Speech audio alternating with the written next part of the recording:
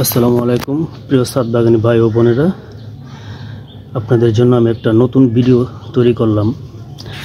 যারা ছাদ বাগান আছে, যারা গাছপালা ভালোবাসেন, তাদের জন্য এই ভিডিওটা করা।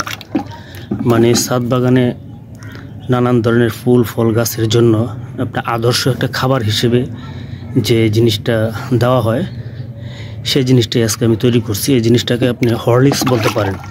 এটা একটা হরলিক্সের মতো। এই যে এখানে দেখতে পাচ্ছেন, এটা হচ্ছে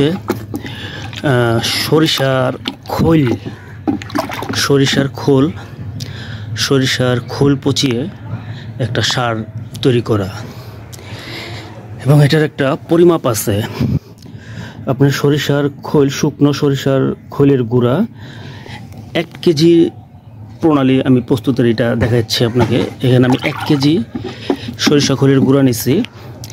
1 কেজি সরিষা খোলের গুঁড়ার সাথে আমি প্রায় আনুমানিক 10 লিটার পানি যোগ করছি।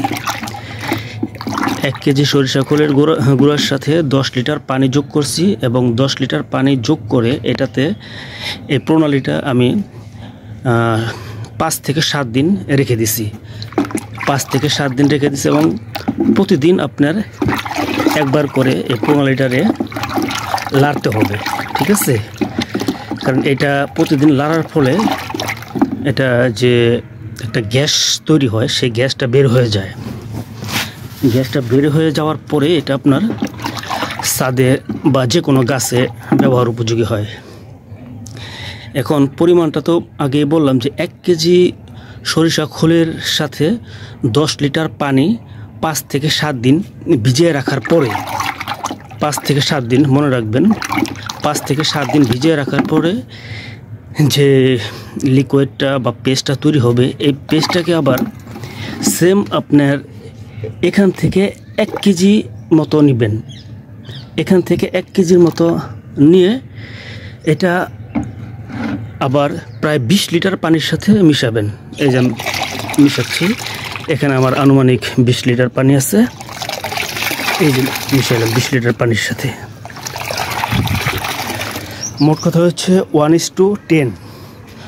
1:10 বলতে আপনার 1 কেজি সরিষার খোলের সাথে 10 কেজি পানি, সেই পানির 1 লিটার লিকুইডের সাথে আবার 10 লিটার পানি।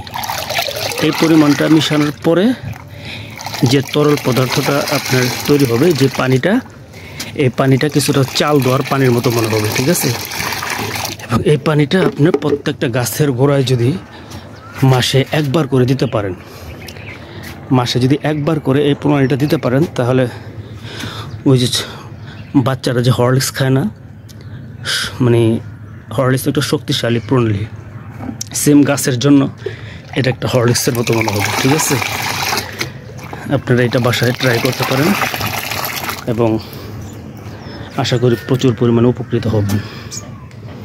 এই যে এটা হচ্ছে সরিষা খোলের সাথে 1 কেজি সরিষা খোলের সাথে 10 লিটার পানি ভেজানো। এই 10 লিটার পানিকে আবার আনুমানিক 100 লিটার পানির সাথে মিক্স করতে হবে। 100 লিটার পানির সাথে মিক্সড করে তারপরে আপনি গাছের গোড়ায় দিবেন।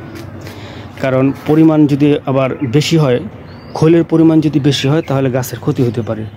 সুতরাং খোলের পরিমাণ বেশি দেওয়া যাবে না, পানির পরিমাণ বেশি দিতে হবে। পানির পরিমাণ বেশি দিলে ক্ষতি নেই, কিন্তু খোলের পরিমাণটা বেশি হয়ে গেলে গাছের ক্ষতি হতে পারে।